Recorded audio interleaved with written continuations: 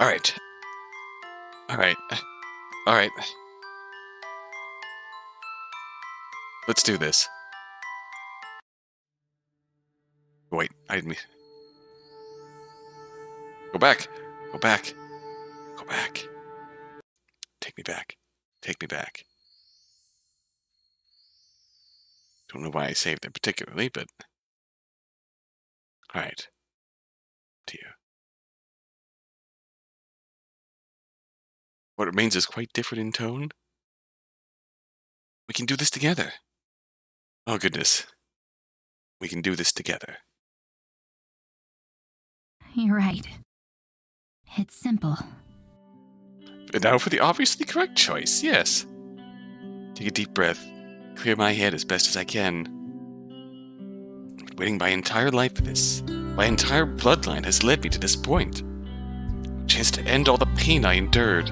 To save someone I love. To make sure the countless people who carried this burden before me will be avenged. And make sure that no one else will get hurt.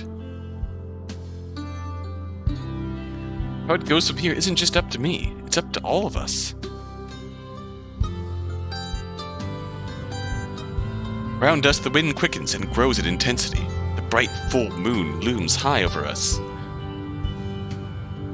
God, just from that reply, in and of itself, the context makes sense. If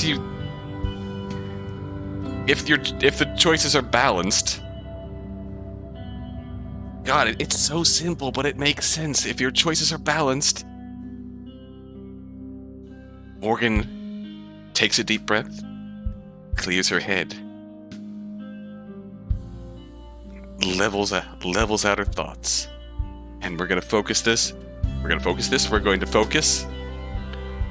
We're gonna approach this with a clear head and get this done.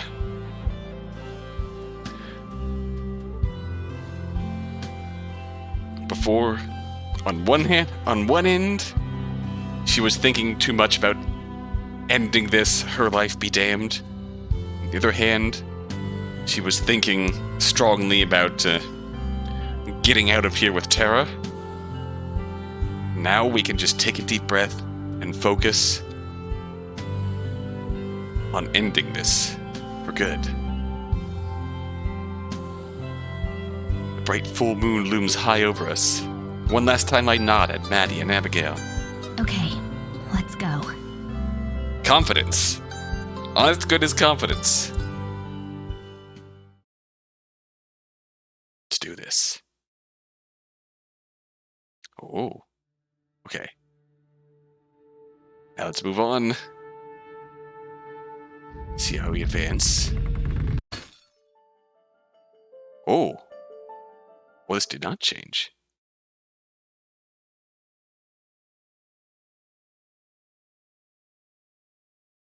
I'm just curious about her.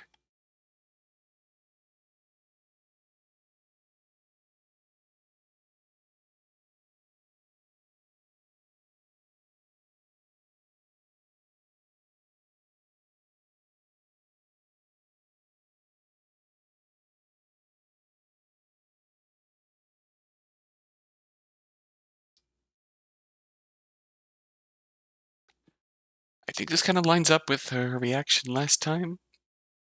In the ending where she lives. Yeah. Move along here. That's a suffering.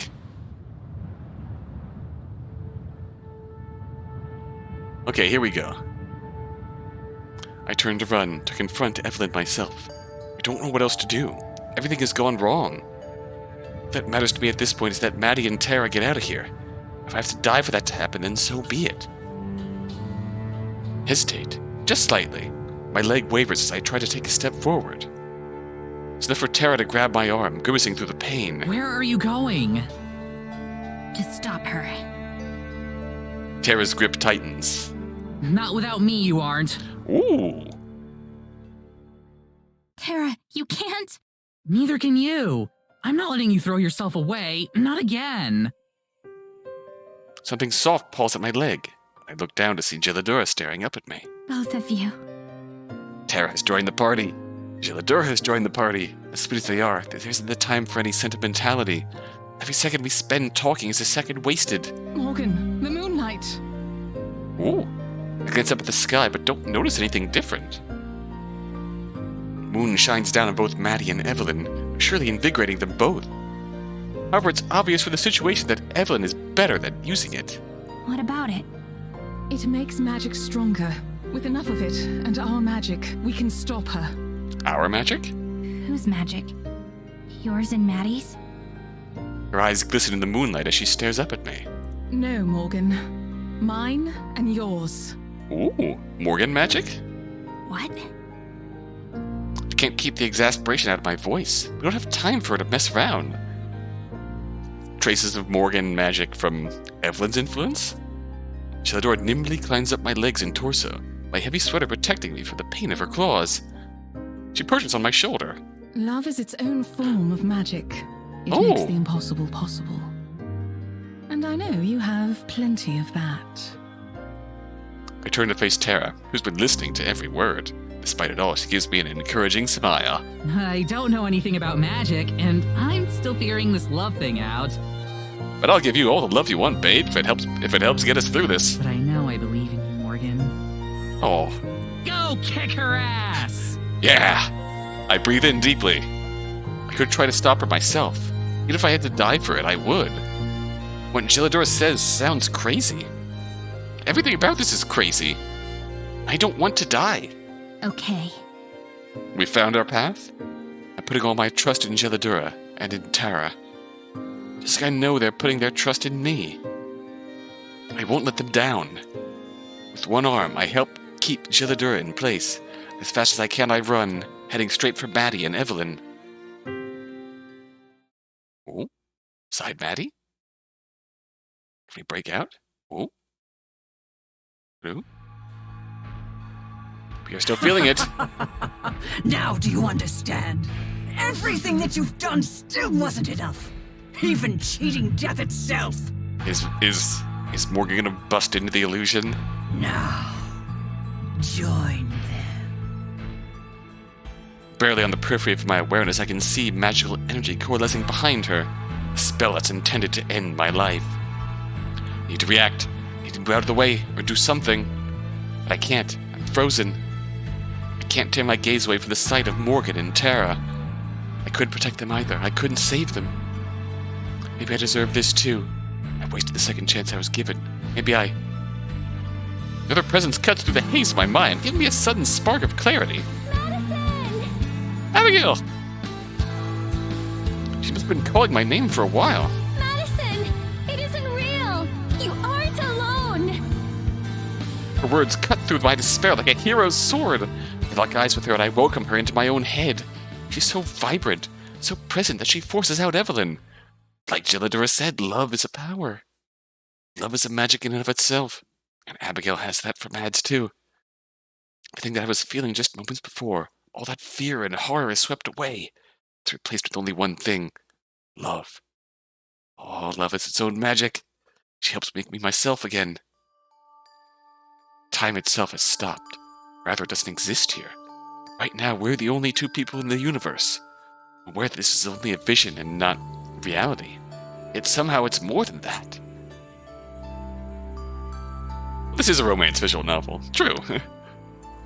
Perhaps it's a different kind of magic. We're surrounded by light. Stars flicker, watching us to see what will happen next. Witness both myself and Abigail, but it's not just the versions of ourselves that are here and now. Rather, it's our future together. The two of us, happily laughing, smiling, growing old. It takes me only an instant to understand.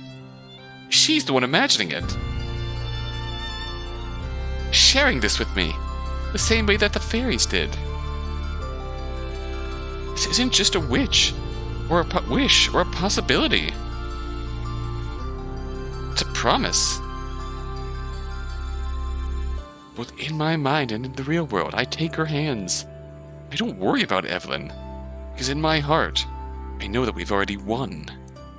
Look Abigail in the eye, and I say just 2 words. I do. Oh! I focus on the feeling of her hand against mine, the knowledge that she's with me. Steady my breathing. Face back toward the scene that Evelyn's conjured. Only now do I notice the imperfections there. Morgan's sweater is the wrong color. Tara's hair clips are the wrong shape. Even the markings on Geladora's fur are different. You liar! I should have known. They were just more illusions. It's always illusions with her. I almost fell for the same trick twice. It won't happen again. Before my eyes, the fake images flicker and then dissipate, vanishing entirely. The first time, Evelyn takes a step backwards, shaken by my resolve. The spell she had been charging collapses into nothingness. She shudders yet again, harder than before. She shakes so hard that it looks like she might fall apart. But she doesn't. When she faces me again, there's still murder in her eyes. Evelyn takes a decisive step forward, outstretches her hand toward me. She opens her mouth, bearing rows and rows of teeth. At me, I feel Abigail pressing to my side and the vision disappears. Just then I spot Morgan running toward us, Geladura in her arms. The real Morgan, with the real Geladura. As they approach, I feel Geladura's thoughts collide with my own. She sends me an apology for the signal, conveying in an instant that everything that had happened. Then she sends me a request along with 2 words. I'm ready. Maddie! The lake! Oh? Even Evelyn turns around to see what Morgan's talking about. And without warning, whoa! Morgan turns and dashes into the pond with Geladura still in her arms, submerging them both in the water as they vanish from sight. Oh no!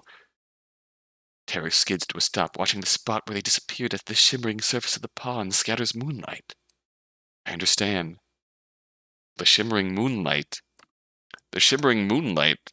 was what gave Geladura the burst of power that she needed for that final burst before, right?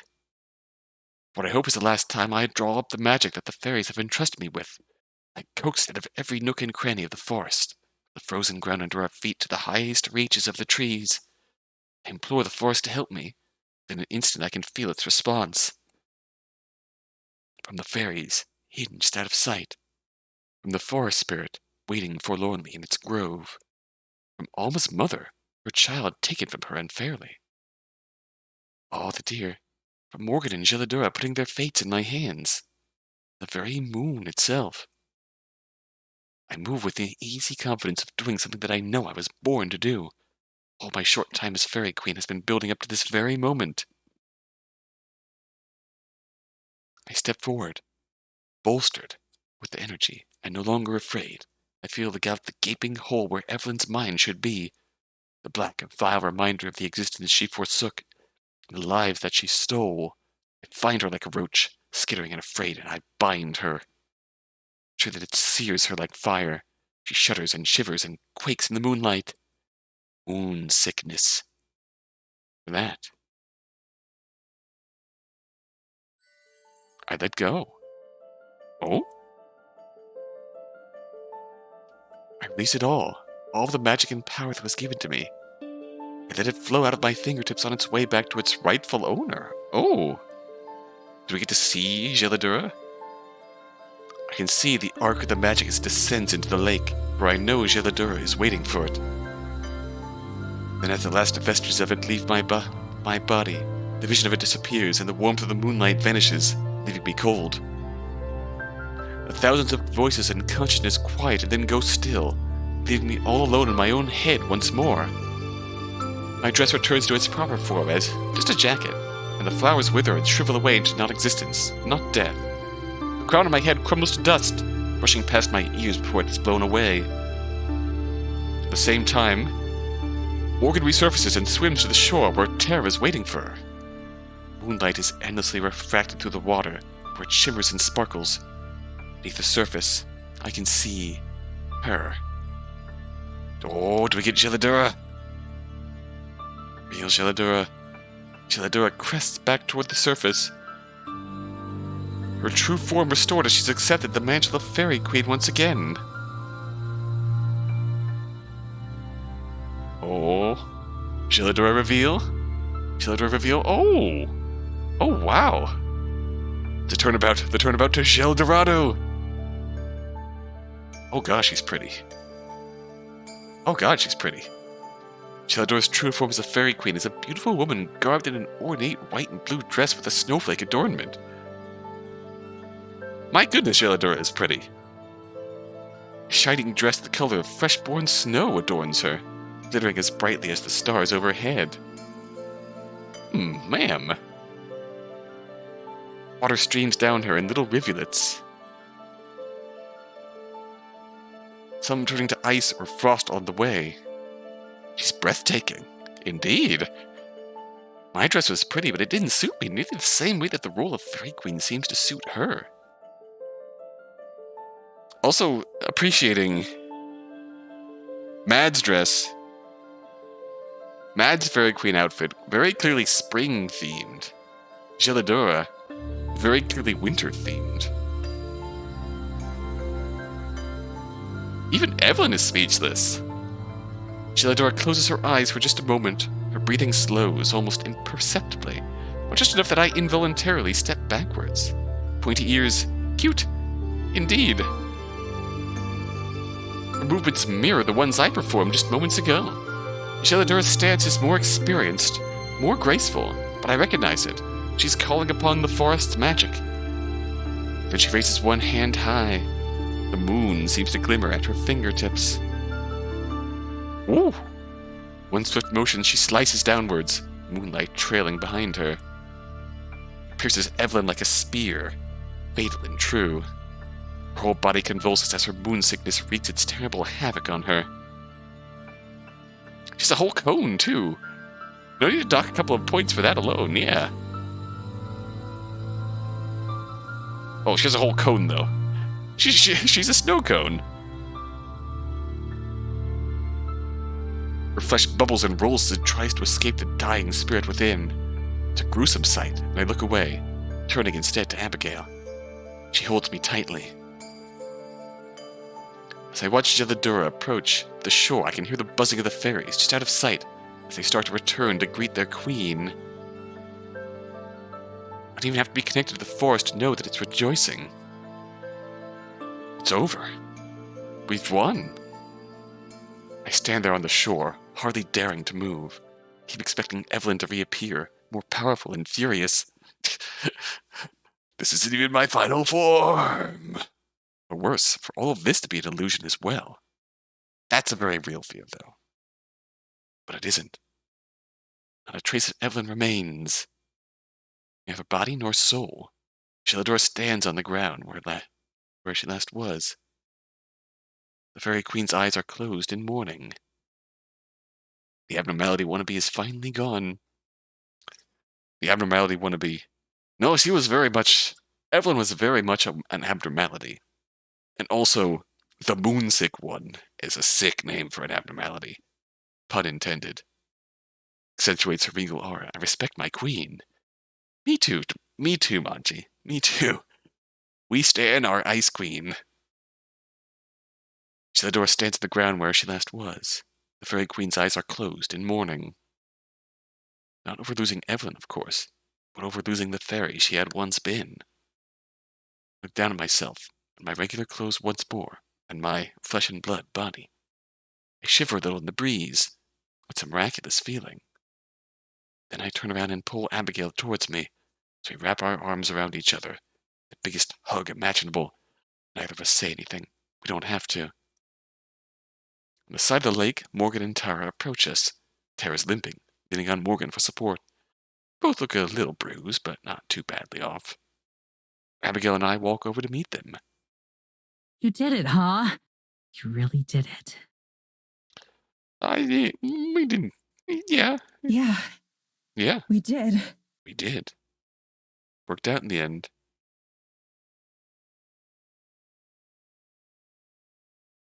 It's still sinking in. Morgan, Tara, are both of you all right? Yes, I'm fine. Finer than fine. I'm good too. Messed up my ankle when we got here, but it's nothing too bad. We'll live. And your head. That's true. Kind of fell from a dangerous height, but Hey now, I already said not to worry about that one. yeah, babe, no thoughts, head empty. For better or worse, it really is impossible to phase Tara. She could have died several times within the last half hour. But here she is, cracking jokes. I really admire that about her. Are you sure you're all right, Morgan? You kind of just jumped into a lake. And it was totally badass. True.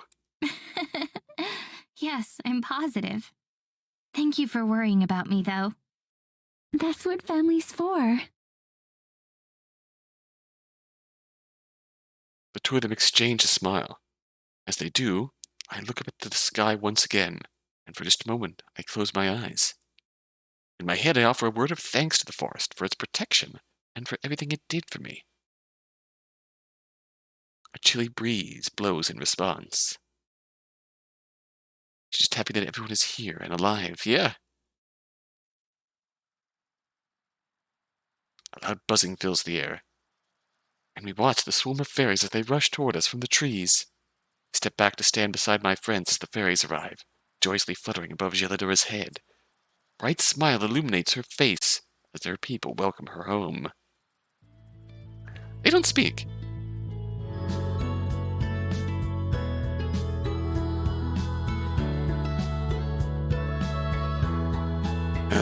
This is exactly what started happening last night. Nope. Are we... That's annoying. Okay, are we back on?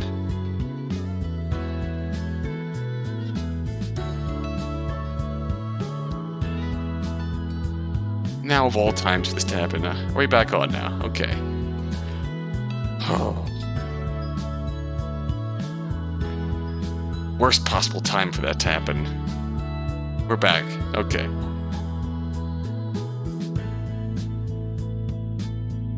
Well, here we go.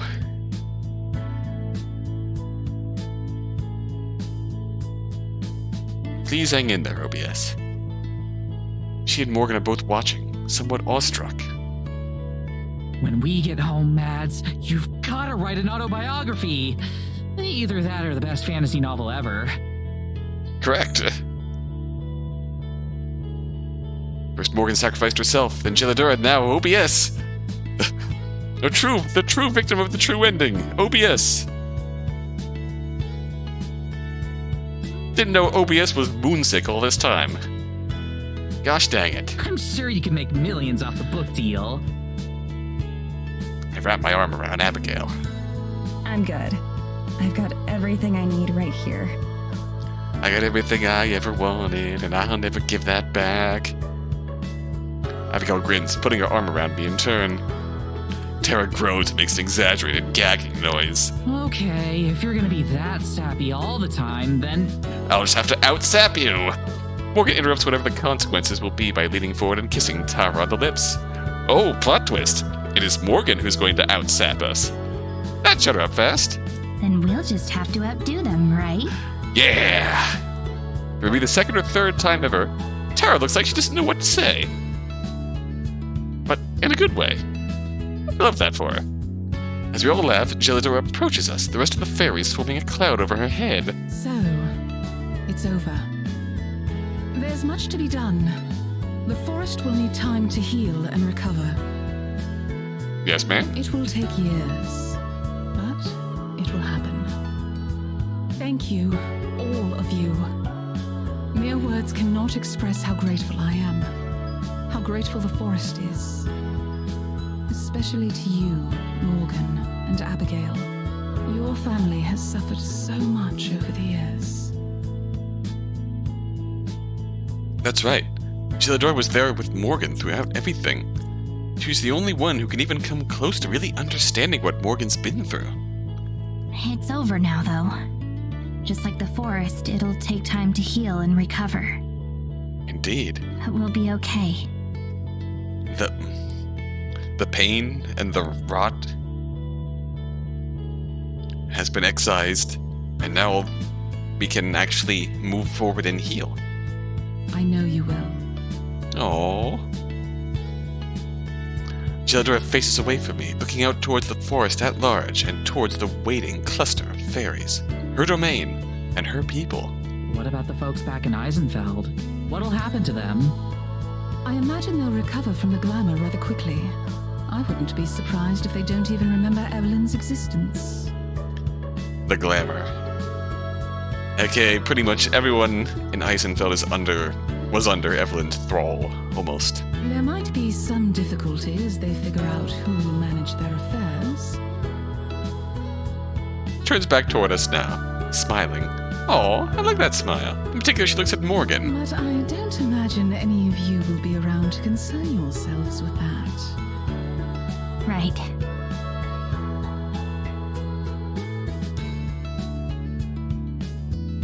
At the same time, Morgan and Tara reach for each other's hands.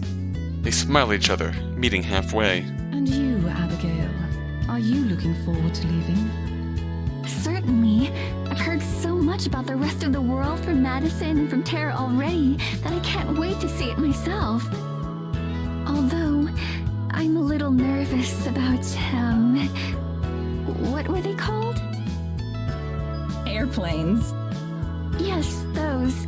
I do hope they're safe. She looks to me for support, and I put my arm around her. It'll be fine.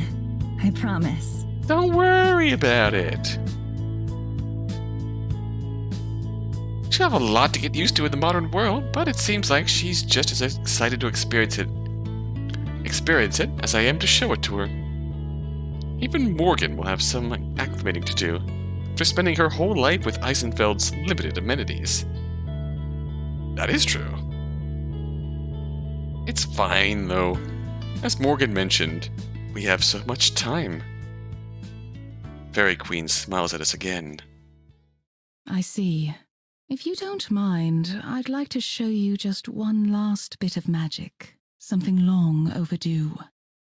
Tara out here going, "Can I record it? Can I record it?" Four of us look at each other, then nod in assent. Lead the way. Oh? Gelidor takes us around the pond to the far side, right to the boundary of bare ground and covered snow. She kneels down, scraping together a mound in her hands, while the rest of the fairies watch from above in reverent silence. Usual keening, muted for now. The ball of snow in Gelidor's hands is shaped and smoothed out as she alternates between scraping and patting it.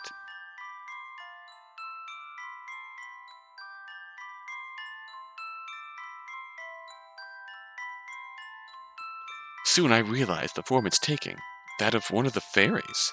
Oh? Gelidor then gathers several other materials from the forest debris. Pine needles, a soggy leaf, a couple of tiny pebbles, and even more objects that I can't see. She arranges the pebbles on her snow sculpture to form a face. Then she deftly weaves together a few sodden pine needles and ties them around the back of the head. I realize that they're supposed to be glasses, or at least an imitation of them. Oh? Madison, it's you! Oh! As Gelidor wraps the leaf around the snow fairy, I realize that Abigail's right. It's not an exact replica, of course, but it's definitely supposed to be me. Once it's complete, Gelidor lifts the tiny model from the ground, holding it in her cupped hands like a treasure. For a second, I think she's going to hand it to me, but she walks right past and heads to the shore of the pond. With her back to us, she lifts her arms, holding a tiny sculpture aloft. Moonlight shines down on her, illuminating the snow on her hands. The air around them starts to glimmer and sparkle, the light of the moon refracting off of nothing. Gelidor's whole body glows with the soft white aura that's brightest in her hands. Then the little fairy in her hands flutters to life and flies into the air. After just 2 beats of its fragile wings, it turns and joins the rest of the swarm, where it's immediately accepted into the fold. The Fairy Queen turns back to face us, the sparkling magic now calm once more. A tribute in your honor. This was the first birth of our people in over a century, ever since I was first bound. Oh. Through this little one, your memory will live on in these woods. Our tenure as temporary queen acknowledged. Thank you. It's an honor, really. It's a bit strange to me that she'd choose me as the model rather than Morgan, whom she knows much better, or Abigail, who's far more intimately connected with the forest. After all, it's not like I did a whole lot as Fairy Queen. I just warped around a little bit, and then gave your powers back to you. Still, the gesture is touching. I watched the little fairy for as long as I can, until it's assimilated into the rest and impossible to keep track of. Terra's positively green with envy. Before you leave tomorrow, will you come join me for a final time? We have one last farewell to make. Oh? She looks at Abigail as she says it. Abigail's eyes widen, then she nods. We've got a late train, so it's easy to do. You already got us tickets home? Hell yeah! One of us has to be on top of things around here. She smirks and I playfully smack her shoulder. Going home.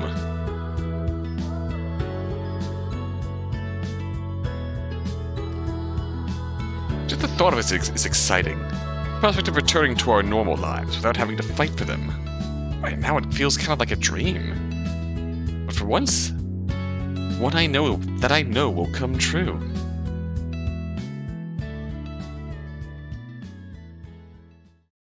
Oh. Hello.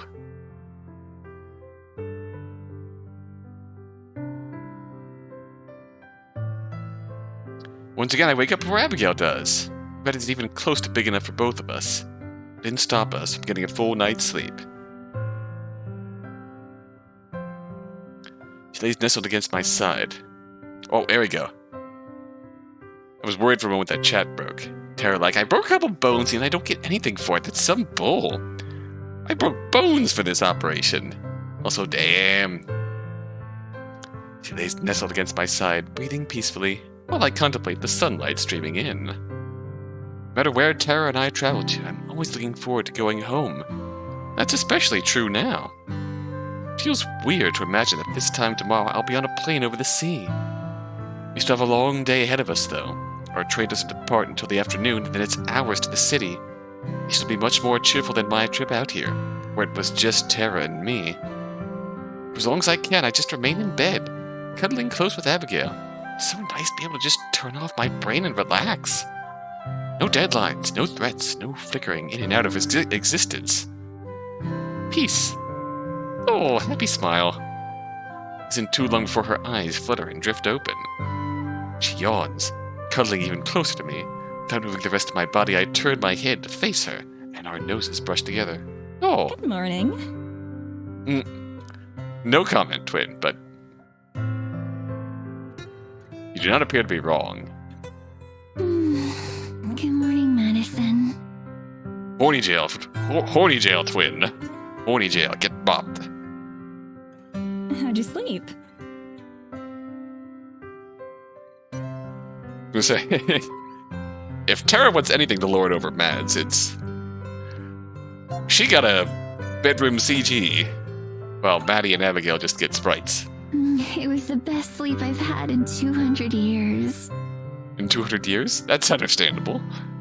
She smirks, and I laugh too. I still love Abby smirk. That joke never gets old. Fitting. Aw.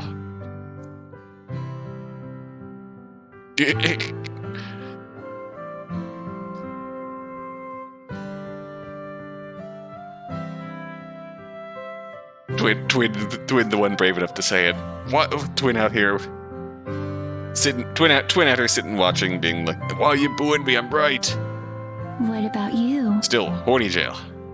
Better than I have in months. It's true. We both passed out pretty quickly after getting back to the cabin last night. Even the excitement of the day's events couldn't keep us up. Will our bed in America be this comfortable? Oh, it's even better. Although BT, our cat, really likes to sleep up there. So you might have to fight him for the spot. BT will have to find somewhere new to sleep because I don't want to share you. Oh ho.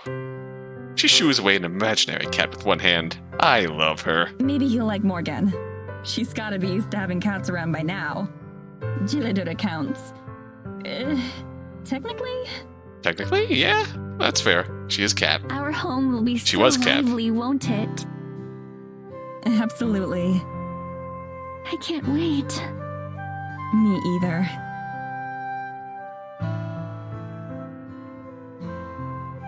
Oh. The sounds and smells of Morgan and Tara preparing breakfast wafting through the bedroom eventually stir us back into gear. I pack what little clothes I brought while Abigail gets dressed. Good morning. Meowdy meow.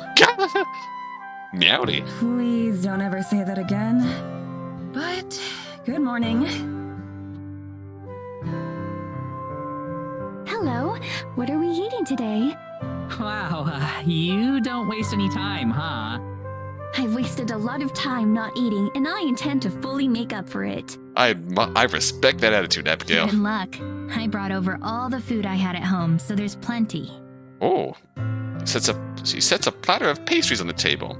Abigail immediately dual wields a blueberry muffin and an everything bagel. Who does Tara think she is, Ferris Nyan Nyan? Wait, you already went all the way to town and back and then made breakfast? Yes. Yes. Isn't she amazing? Morgan blushes. That might be the first time I've witnessed that. Oh. Abigail out here dual wielding. Understandable. Respect that. Crumbs litter the table, the aftermath of Abigail's enthusiastic eating. Never met someone so delighted just to be eating food. Have as much as you'd like. I'll bring the rest with us on the train. Yes, travel snacks. I'm not sure we're gonna have to worry about leftovers. Abigail grins in agreement. Ironically, watching a playthrough of Steins Gate? Oh. God, it's been a while since I played that game. I still don't know if I actually want to play Steins Gate 0.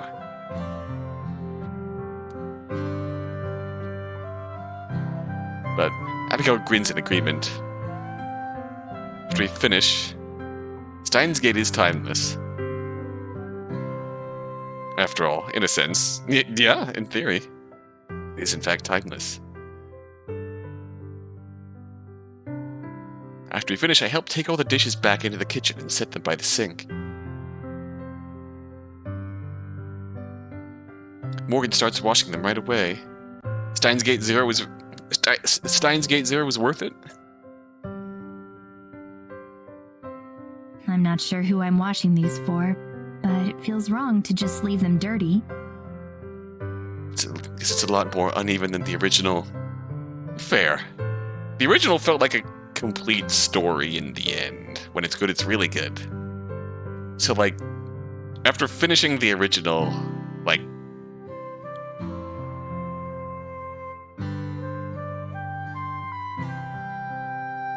original Steins Gate was really good, but it had its moments, and by the end, like, I was ready to leave that world behind and move on. It was a complete story with an ending that I just sort of didn't want to disrupt. It was complete, and I was done with it. The theory behind the story of Steins Gate 0 is intriguing, but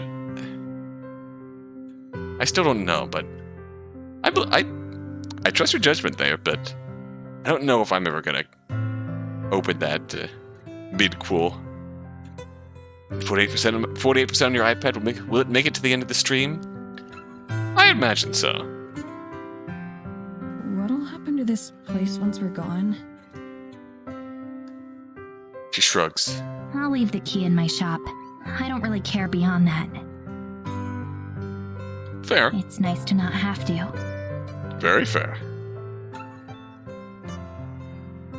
She wipes the plates dry with a towel, and then we go back into the living room. The rest of the cabin is already immaculate. The blankets are folded, the furniture is realigned, everything is in its place. I even say it's tidier than the day we arrived. I give my bedroom a final once-over, looking for anything I may have left behind. Of course, there isn't anything. I shut the door behind me. The action has a sense of finality to it.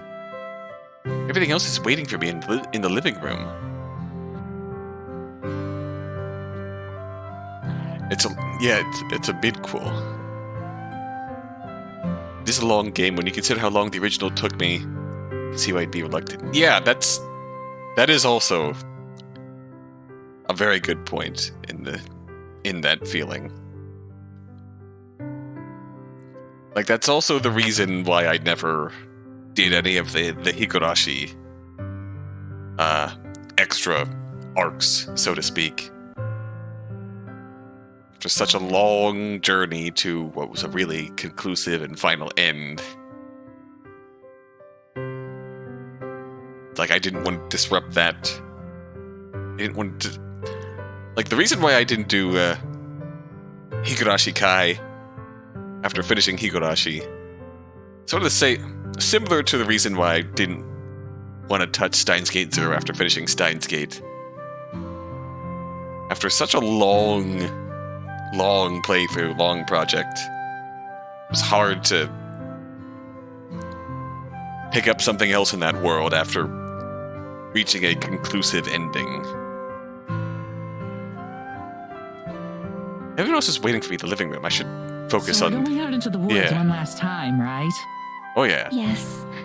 I need to say goodbye to This is going to involve the forest spirit, a isn't it? friend.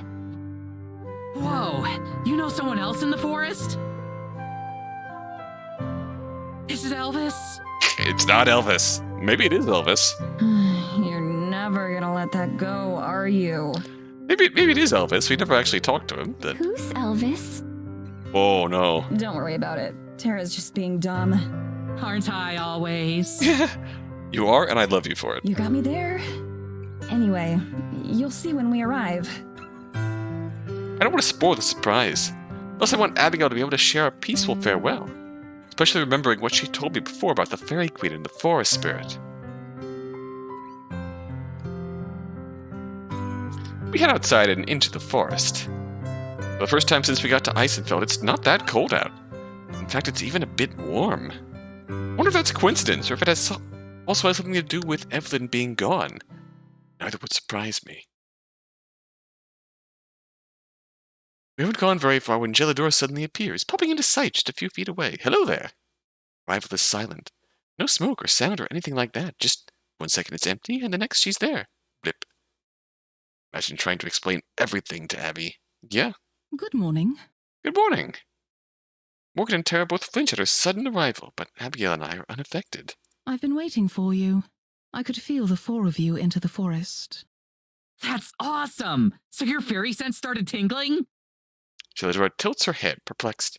Tara really needs to learn her audience out here. Anyway, if you're prepared, I'll take you all the rest of the way. It would take far too long to walk. Now to see fast travel in action. Blip. 5 of us join hands. Gelidor is standing between Morgan and me. Her hands are cold, but not unpleasantly so. The time that it takes for me to blink, we're teleported to the grove of ancestral trees. Even without being one with the forest, the magic in this place is palpable. It soaks into the earth and trees, and the air is sweet. That feeling when nobody gets your super topical and funny references, yeah. Tara here, swooning dramatically. I'm funny, I swear. We approach the ancestral grove with careful, quiet steps. The destruction that Evelyn caused is more prevalent here. Streaks of ash still blemish the surrounding trees, painful reminders of the one she slew. Just ahead I can see the clearing where I know the forest spirit will be. Gelidor steps aside, gesturing for Abigail and I to continue on. We do. When the spirit comes into view, I can hear Tara gasp from behind me.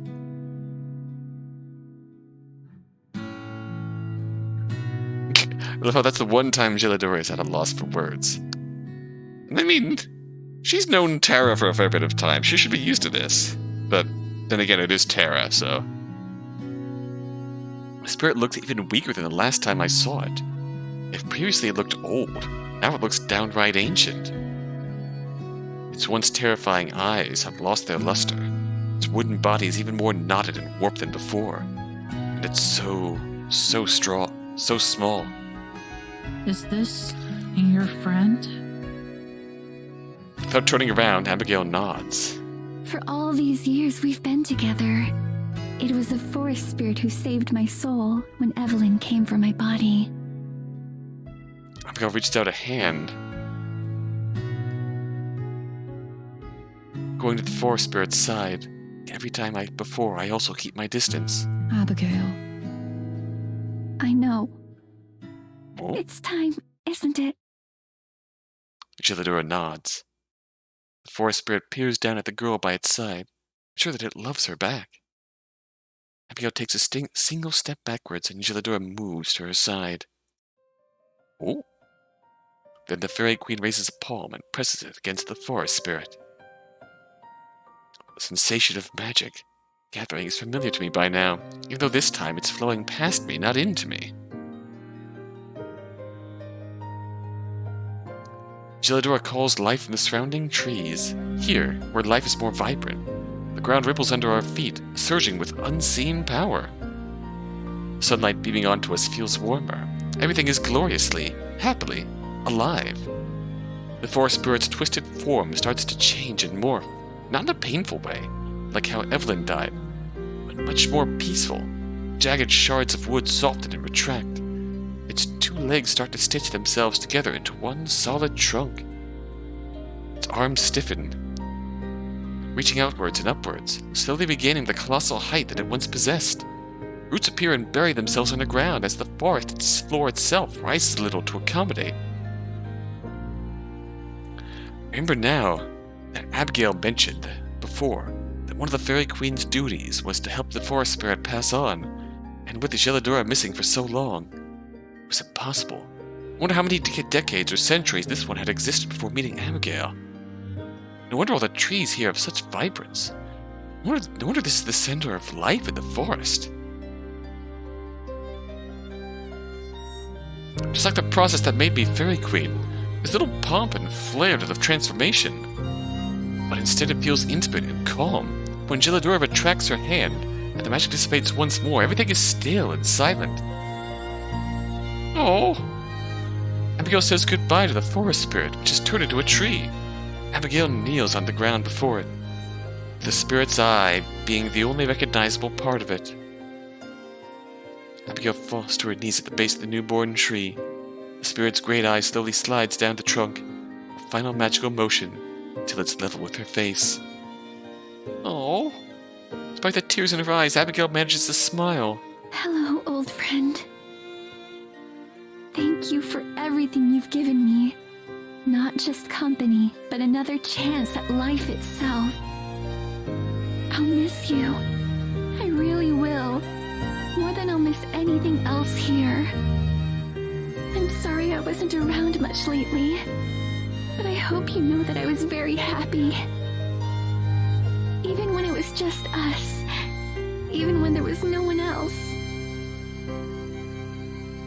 She reaches up, touching her hand to the tree just like the Fairy Queen did, except it isn't a regal, powerful touch. It's delicate and soft. Oh!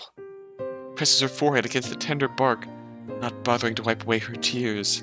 And I hope you know that I'll be even happier now. You don't have to worry about me.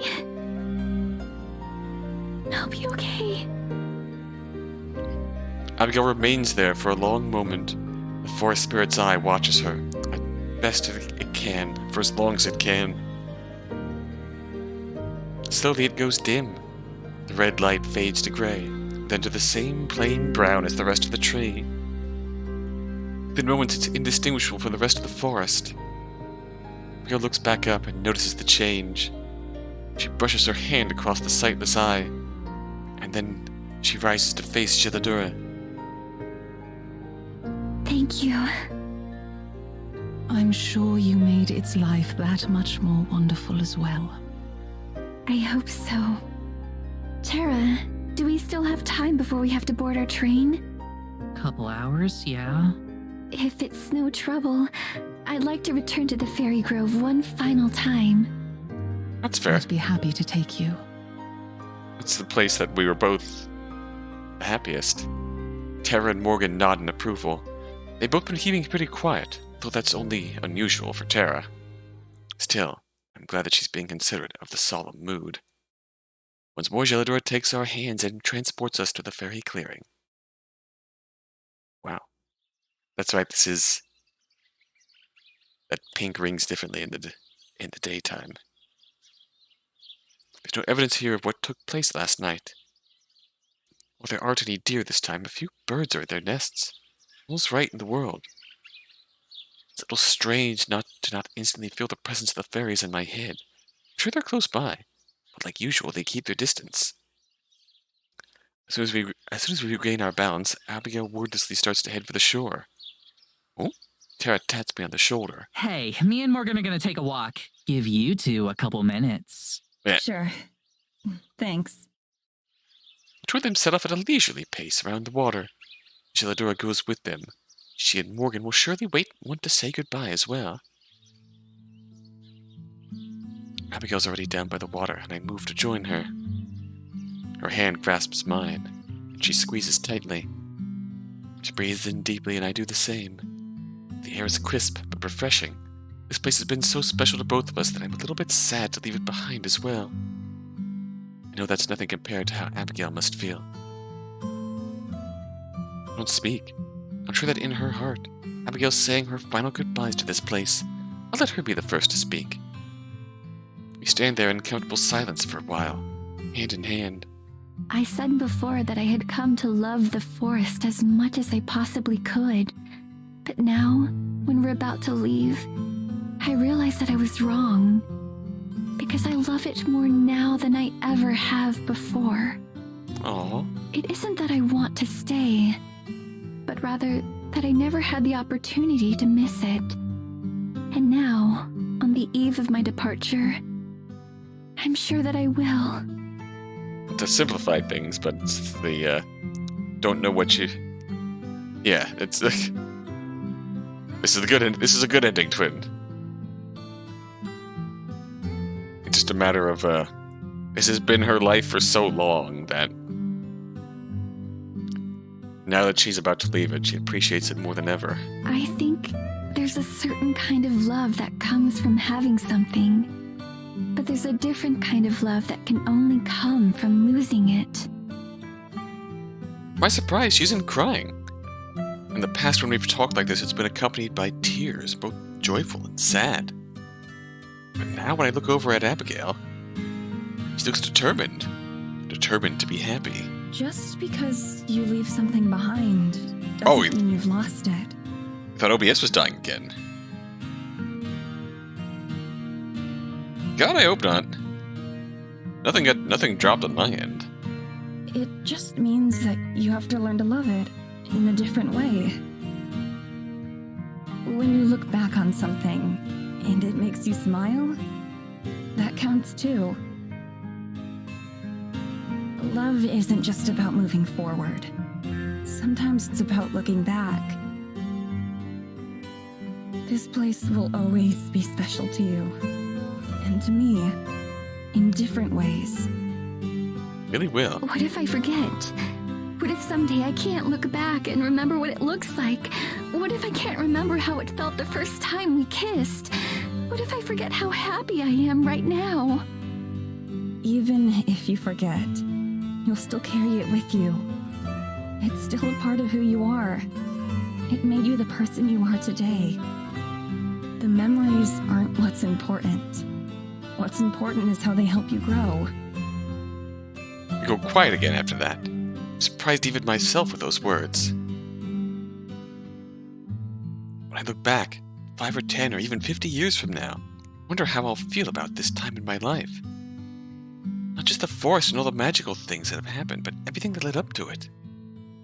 Working on Terra Normal, and all that we've accomplished here, all the dreams that I put aside for it, and also the new ones that it instilled in me. I still have a lot of time to figure it out, and feelings to sort through, but now the future doesn't seem too ominous or scary. In fact, I'm looking forward to it. And behind us I can hear the sounds of Morgan and Tara approaching once more from their walk. I squeeze Abigail's hand. She starts to lead me back over towards our friends. Come on, let's go home.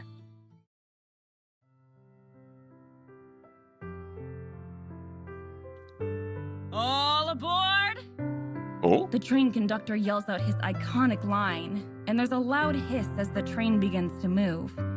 It feels like something out of an old-timey film, but I suppose that's more than appropriate for how our journey has gone so far. Understandable.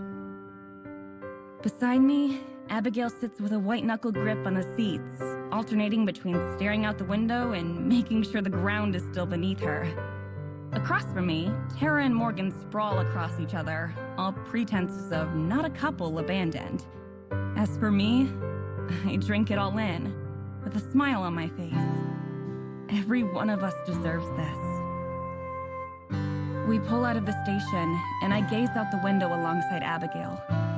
On the way in, I remember how scary and foreboding the forest looked, and how it felt like entering another world.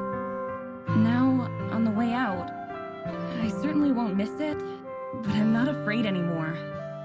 I wonder if Galadora is watching us, somewhere out there. It's familiar in a sense. It changed us. Hey, Mads. Of course Tara's the one to break the silence. How proud do you think my folks will be that I finally got around to adding forged government documents What? to my criminal record? Hold up, what? I just have to laugh. I can't even be mad at her for this one, because there's no way we're getting Abigail into the country otherwise. I'm not sure how she did it. Maybe that's a brand of magic of her own. Okay, that's a... Yeah, base Tara. Holy crap. What will be the first thing we do when we get back? Asks Abigail. Oh, you know we're gonna party! From when her head rests on Morgan's lap, Tara still manages to strike a pose. We've got New Year's coming up. Plus, Maddie's birthday is the day before. Big gay do crimes, yes. Both Abigail and Morgan's eyes widen. I try to brush it off. Every year, Tara swears we're going to go all out for my birthday. Every year she takes like 2 drinks and passes out, or falls out of her bar stool, whichever comes first. That is indeed all out. I'm sorry, that delivery was fantastic. All out, Morgan, yeah. Abby, both of you drink, right? Oh no. I do. It's been quite a long time since I have, of course, but I'm certainly partial to it. They're both going to take one sip and instantly drink Tara under the table. You both know what that means then, right?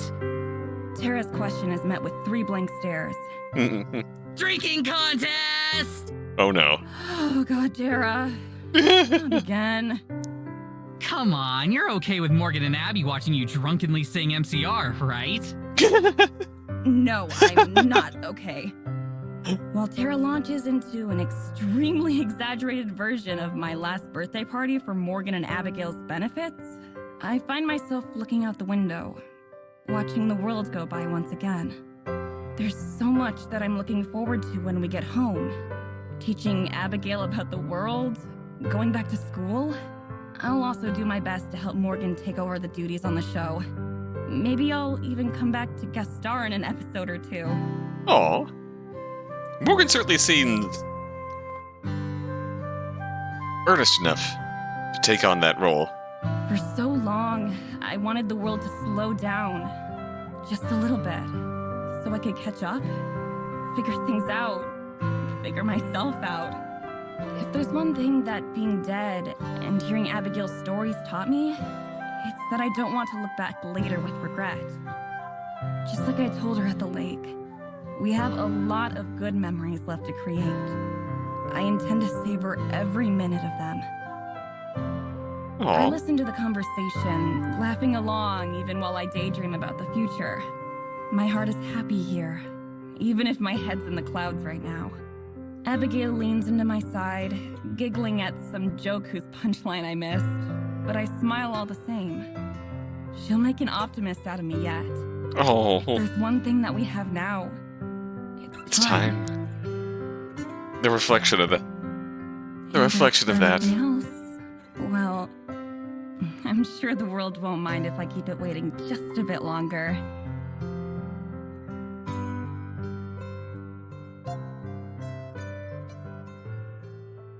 Just a bit longer. Enjoy this moment. Getting into the country with the forged documents. Oh. Oh. Oh, the good credits.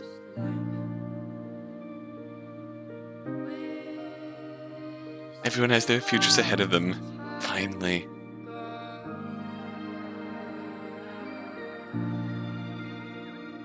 Without sound, without light, then I heard you calling out for me, and everything felt right. Just give it time. Even long before I've played this game, I've known this song. I've known of this song and loved this song. It's awesome to finally see it in practice here. Yep, composed and produced by In Love with a Ghost.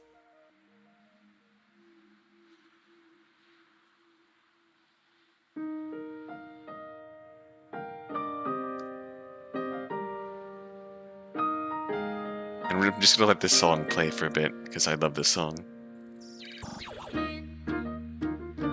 This life, we have so much time, just give it time. We have so much time.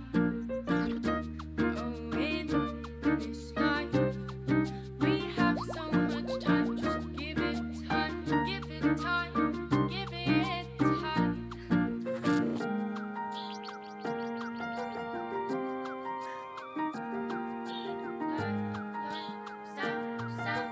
Oh, is this concept art? Gilladora concept art?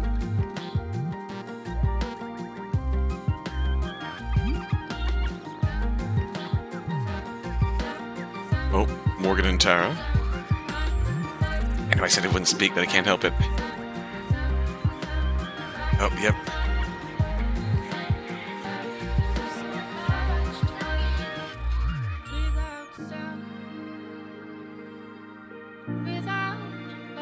That's an Abigail.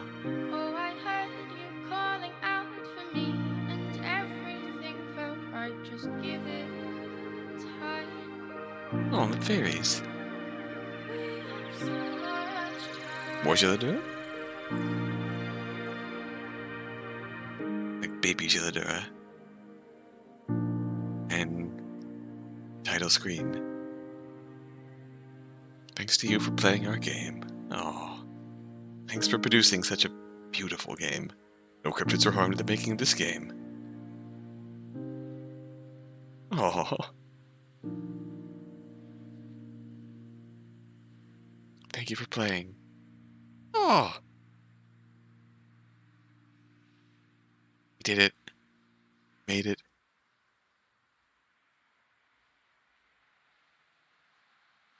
Madison, look! Oh. There it is! Oh. Oh. Abigail reaches out the open window to point at the ocean, sparkling in the summer sun. My heart pounds as I hear the pure joy in her voice. The instant the train pulls to a complete stop, she and Tara both bolt for the door. Morgan grins at me and stands to follow them. I'm right behind her. Alright, gang, this is it. All four gals head to the beach for a day of fun in the sun. Tara's leaping for joy while wearing a Tara normal t-shirt, complete with UFO and rainbow.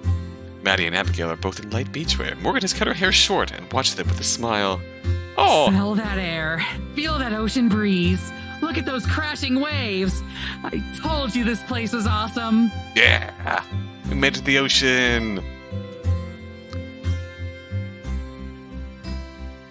Oh! Short hair Morgan! Oh! She looks back at us to make sure we're all as overjoyed as she is. With all her excitement, you'd think she was the one who had never been to a beach before. Morgan finally got a chance to be herself. Cut her hair the way she wanted. Yeah, she finally cut her hair. Finally free from Evelyn's influence. She can be herself however she wants. Oh. This is... Her voice trails off as her head swivels around, still trying to take it all in. I silently step up behind her and take her hand. She doesn't look at me. But the small squeeze she gives my hand is all I need to know she appreciates it. Pretty incredible, huh? She closes her eyes and tilts her head upward toward the sun, taking in the summer glow. It's better than I ever dared to imagine. For a moment, I'm reminded of the glow that surrounded her the first time we read together. Was that the first time my heart stopped when I looked at her? It's happened so often that I've lost count. By now, I've known her as a human for longer than I've known her as a ghost. But she's still got the same otherworldly beauty that she had back then. Thank you, Madison. Abigail looks back to me and smiles. For everything. Oh. I know the kiss is coming before Abigail even starts to move, and I'm more than ready for it. I wrap my arms around her and let her lips press against mine, our bodies perfectly pressed together. You were worth the wait. Oh. We touch our foreheads together, fingers intertwined. There's no need to say anything else. For once, Tara waits for us to finish before interjecting. But the instant we separate, she's back to her boisterous self. Are you guys coming or what? We are going in the ocean. Morgan puts her arm around Tara's shoulders as she waves us on. Not missing a beat, Tara pushes her long hair to the side so Morgan can kiss her cheek. Come on, I'll race you there. You're on. Oh, those two have turned out to have a surprising amount in common. Whatever store of energy they both draw from, it seems to be infinite. Morgan and I go at a much more similar pace, although even she's more enthusiastic about going along with Tara's craziness. Love does that, I guess. You go ahead, babe. I'll catch up. Me too. My swimsuit definitely isn't built for sprinting. Yeah. Abigail gives me a nod and another quick peck. Tara tries to do the same, but Morgan pulls her in for a full-on kiss. When she pulls away, Tara looks completely stunned. Better hurry, Abigail. Don't waste the head start. That's the first time I've ever seen a kiss used to give someone a tactical advantage. I can respect that. Abigail takes off running while Tara blinks away her days before dashing after her. No fair! Got her. Yes, it is! You have longer legs than me! Morgan and I are left in the dust, both chuckling over at our overzealous partners. I doubt either of us expected someone so energetic to be such a perfect fit. We should probably go after them. Lead the way. We both take off behind our girlfriends, entering the water and rushing to their arms. I can barely feel the cold of the water as Abigail's warmth envelops me. And here I thought you were going to keep me waiting again. Oh.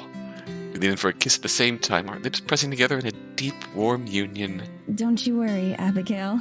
I'll never keep you waiting again. I'll always be right behind you. Aw. The smile she gives me puts the sunlight to shame. I know, Madison. I know.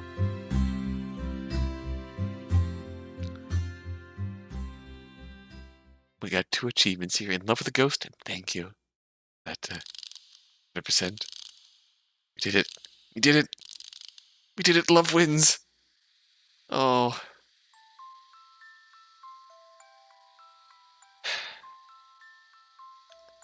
True end get.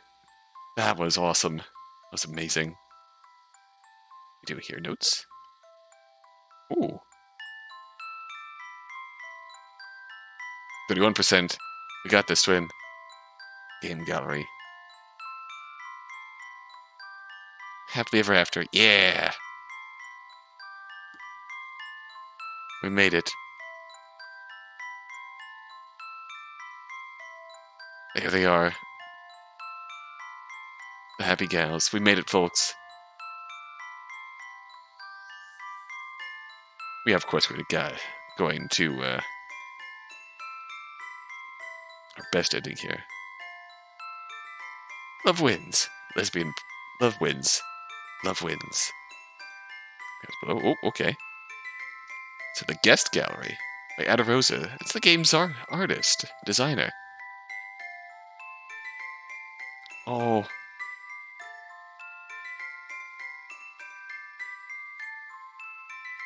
The family history here. Heading out, twin? We're gonna be hanging out for a little bit yet. Just looking at some of the extras before we sign out for the night. Oh, this is really pretty. Oh. Hello. Need to save that as a screenshot, but Morgan and Abigail, the cursed family lineage.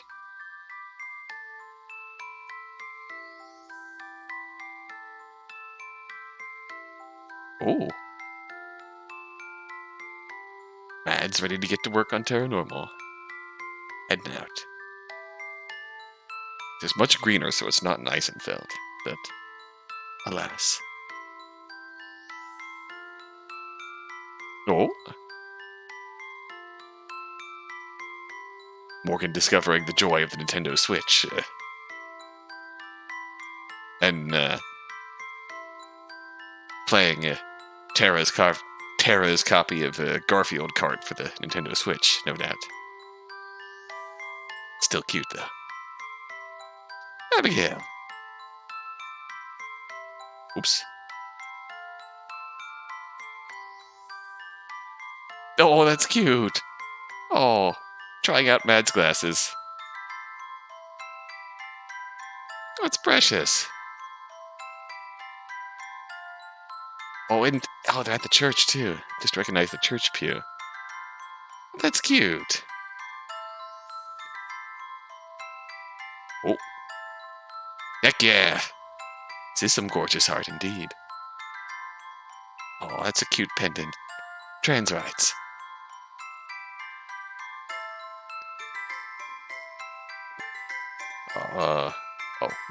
Yeah, okay, there we go. We can zoom out so I can stop scrolling awkwardly. We can zoom out. Love that fur. Love that. Tara. Tara was awesome. Honestly. Oh. Oh. Oh, look at them. Big cookout energy here. I love that.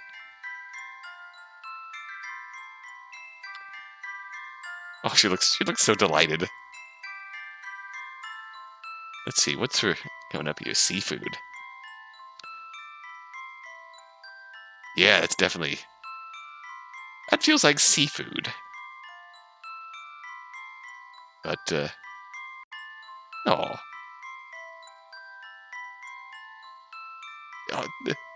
Best Abby, excited Abby, getting to try new things. Love that. Whoop. Advanced again. Oh. Morgan and Chilladura. And the, sort of icy prison she's been living in for all of her life, essentially.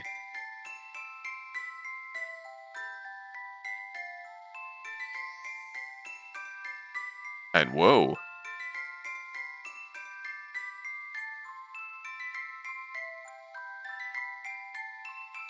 Hello, Mads.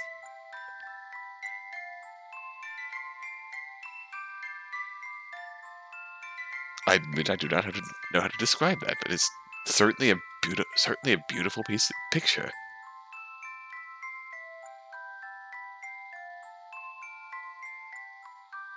It's certainly Mads intertwined in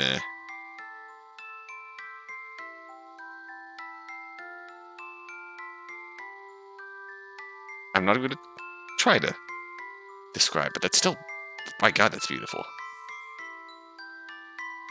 Oh, lastly, oh, Mads hard at work and being, oh, Mads and Abigail together, working hard. That's cute. I doubt that Mads would treat her equipment so recklessly. Yeah. I guess the description I was going for, it was the kind of character image that would befit like a persona or a Dangan, maybe the alternate timeline which becomes a pinup. I guess the description like I was looking for was that one felt like a character image that you'd see in like a Persona game or a Danganronpa game. The sort of art piece that describes your character, rather than something some way you'd actually pose, so to speak. That was still a gorgeous piece of art, and that's cute. That's cute. Sleepy Mad. Sleepy Mads, and Morgan. Oops, I didn't need to actually. I did not mean to be. I'm pressing buttons and things are happening. I think I've ever fallen asleep at a desk. That must be uncomfortable. Oh, the feeling of passing out in the middle of a school day at a desk. It is uncomfortable. It's terrible on your neck. Do not recommend. Morgan. We need Happy Morgan. Yeah, Happy Morgan. Happy Morgan playing Garfield card. That's cute. That is cute. I suppose lastly, notes. Thank you for taking the time to play Heart of the Woods. I hope the amount of love and passion that we poured into this game really shines through. Please continue supporting us. Oh, it really did shine through. Really did shine through. Making a video game has been my dream since I was a little girl. So that I'm not exaggerating when I say that making Heart of the Woods has been a dream come true. Honored to be part of such an incredible team made of passionate people. I'm grateful to everyone who's taken the time to play through this labor of love. Thank you. I'm so glad this was a dream come true for you. I'm so glad it came true because you really made something absolutely beautiful here. Very long and emotional journey. Everyone has worked extremely hard to bring this to you. Hope you leave this game with a smile on your face. Thank you for playing. I am certainly leaving this game with a smile on my face. That has been an amazing ride. Thank you so much for getting a copy and playing the game. Hope the game brought you joy and inspiration in some way. It really has. Really has. Thanks so much for playing. This project means the world to all of us, and it was an honor to be able to take part in it and see it grow into itself. I'm excited to see it finally out and hope you enjoyed it. Can't find the words to express how excited and happy I am to finally be able to share this with all of you. Thank you all for supporting us in throughout development. Of course, thank you for playing. Twins back. Welcome back. And Rosa, thank you for spending time in this game. The game is brought to you with lots and lots of love, and I hope you could feel it, even feel 1% of that. Give your support. Oh, I had to help your grandmother get into bed. Oh, okay. If you're reading this, that means I've successfully manipulated you into giving us money. I am so good at my job. That aside, though, I'm extremely happy that I got the chance to work with such a wonderful team and help bring such a magical game to you all. I hope Heart of the Woods helps breathe a little more magic into your life. It's, God, if love really is a form of magic, then this game really was magical, in a way. Be real. This game really was magical in a way.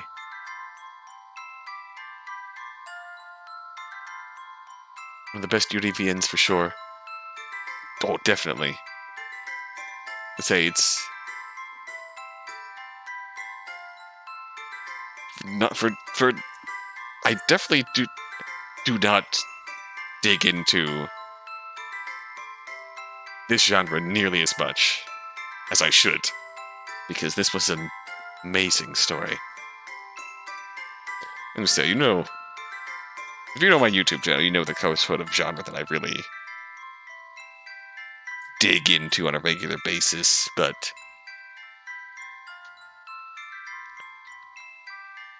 I'm really glad I played this game at long last. I've had this game for so long, but finally played it. I finally made it. It was worth the ride. It was beautiful.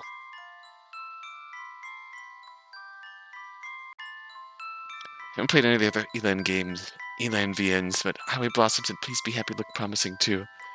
I have not played Highway Blossoms. But a while ago, back when it first came out, I watched a Let's Play of it. Highway Blossoms is beautiful in its own way, too. Honestly, not gonna lie, I kind of want to give it a try. I might play that on my own sometime. Because I guess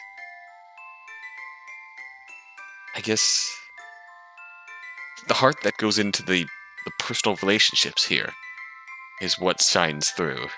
And just the heart that goes into that is really powerful. It's, yeah, I know it's more recent, but they did release a I was saying, Highway Blossom's one of their earlier games, and they did release a DLC for that, which is the follow-up, Next Exit, right?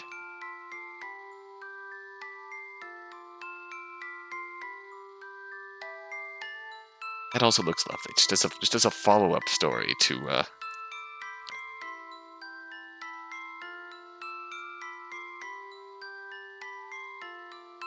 the original Highway Blossoms story that develops things even further.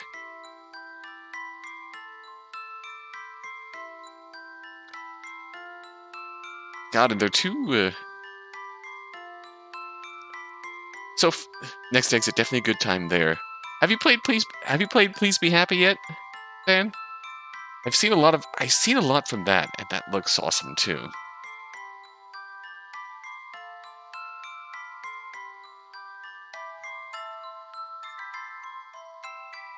Love and friendship, understanding not just how to be happy, but how to be human.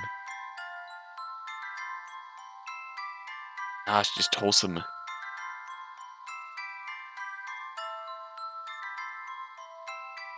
Was the first Studio Élan game you played? Oh, well, that's cool.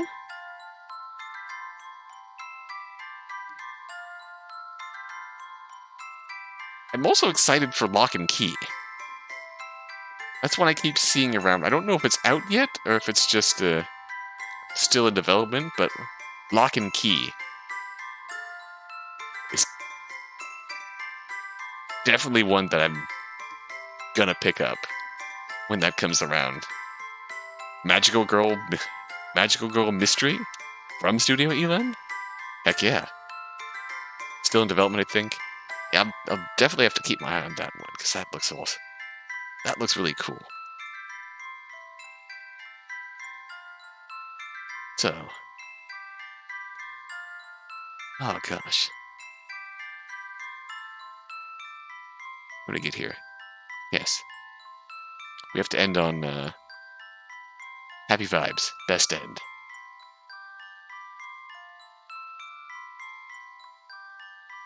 Their future finally realized their dream has come true.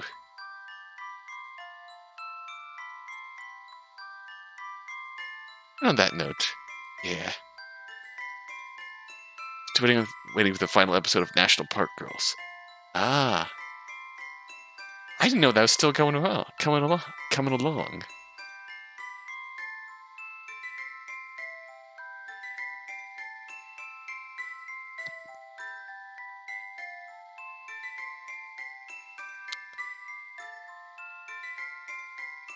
What? Is that made by Studio Élan?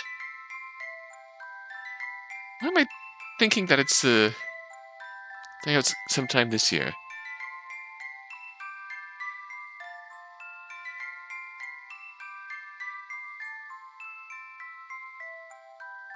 Oh, I know what we are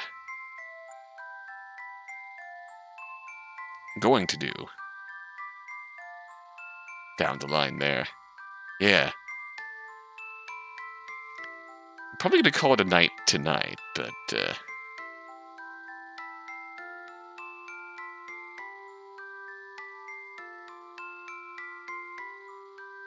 it's under the Studio Élan name now. Okay. Uh-huh. Cool.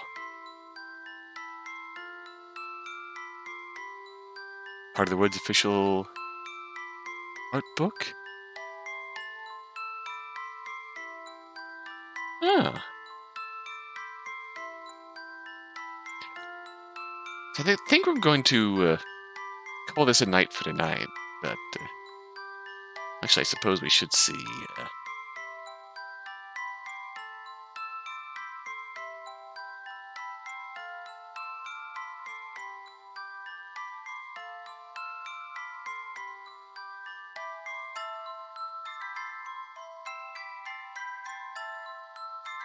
Maybe I can see if I can make this work now. Absolutely, yeah. Yeah, feel free. I'm absolutely interested for more cool stuff to give a shot to. As we get ready to sign off here for the night.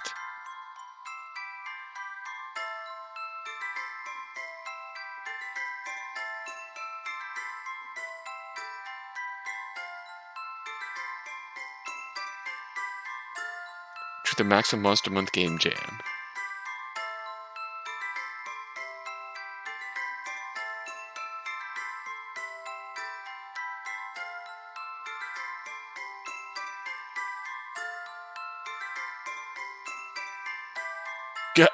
Ah, my girlfriend is a demon summoned from the depths of hell. Okay, I gotta look this up. That looks like fun.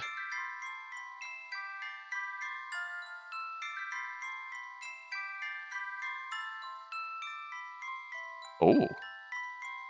Fully voice acted by talented actors. Oh, wow. 4-hour-long kinetic visual novel with... Okay, this looks like fun. There's a sequel that was also good. That is definitely the type of title that will get my attention.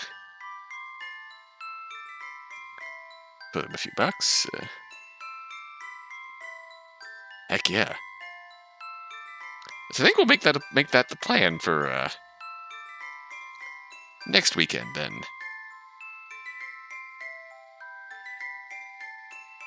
Voice acting was a lot better and more fun than I expected too, to be honest. Yeah. It's cute. Always down for some cool voice acted stuff. Gotta download you. So yeah, we've got our plan for next week then.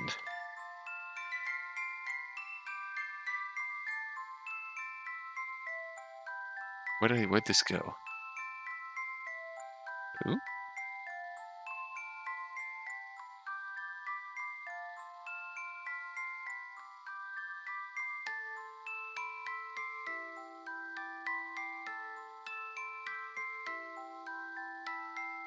Is it in here? Yes, it is in here. Okay.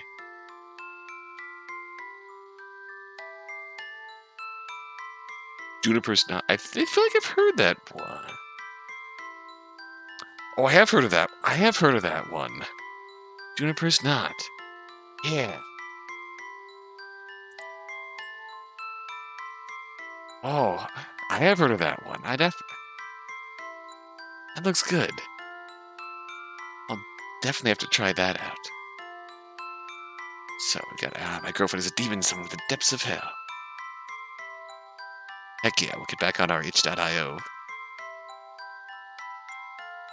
wagon here. I was gonna say, I was also browsing the made in about a month. I feel like I've just from random YouTube browsing, I've seen some of the music from that game before. Oh, I'm gonna have to wish this that. Make sure I come back to that.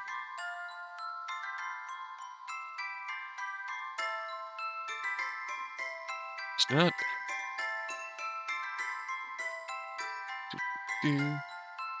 Short 30 minutes. Huh.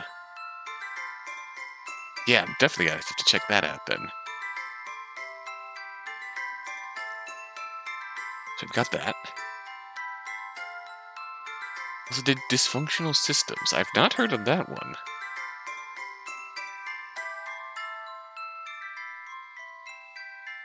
Learning to Manage Chaos. Okay, I can see the similarities in the art style. student mediator from a utopian world.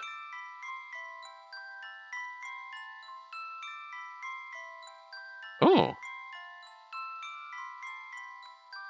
Ooh. I'll have to look into that then.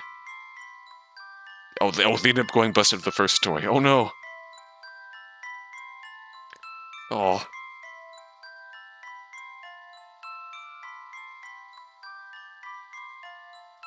But while I was just browsing the itch.io page for Studio Élan,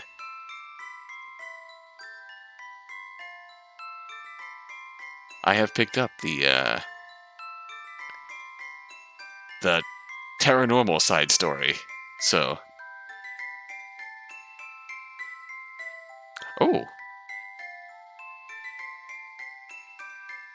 interesting. I'll have to look that up then. So, yeah, we're gonna end off on this note, on a good note, a wholesome note. And honestly, next week, oh yeah, there's a. Let's see if I can pull that up again.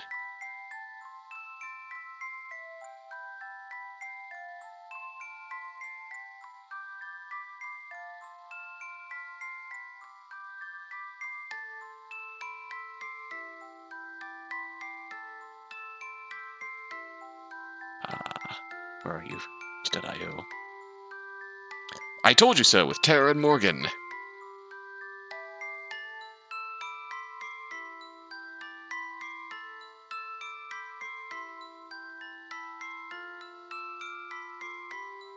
Let's see if I can pull this up quick. We're on the. Why do I have so much stuff open here? Gosh. Where'd you go? Where'd you go? Where'd you go? Where'd you go?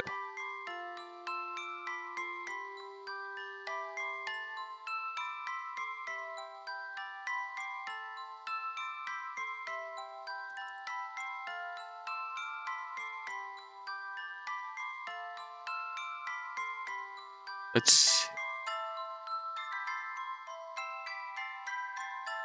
Ooh.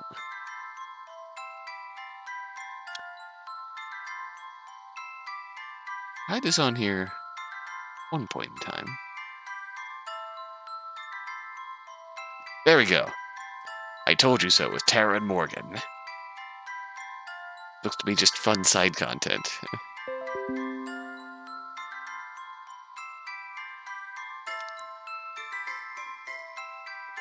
Or at least side content that's been collected through the years. Boo. Abigail, no. Oh, that's cute. Game is gay. Very gay. Love that for them. So, yes. Excellent. We have that to look forward to for next weekend, then. Told you, sis. When you met the paranormal dog, I told you. What a fool I am. I get it. It's hard to accept the truth of the paranormal nature of the world, especially when it's been right under your nose for years. What a fool I am, you think. How could I have doubted her? It's gonna be so cool. Hey, this is Morgan. Along the rebranding of the show and introduction of, well, me. Love that. Oh, that's... Love that. Yes, definitely.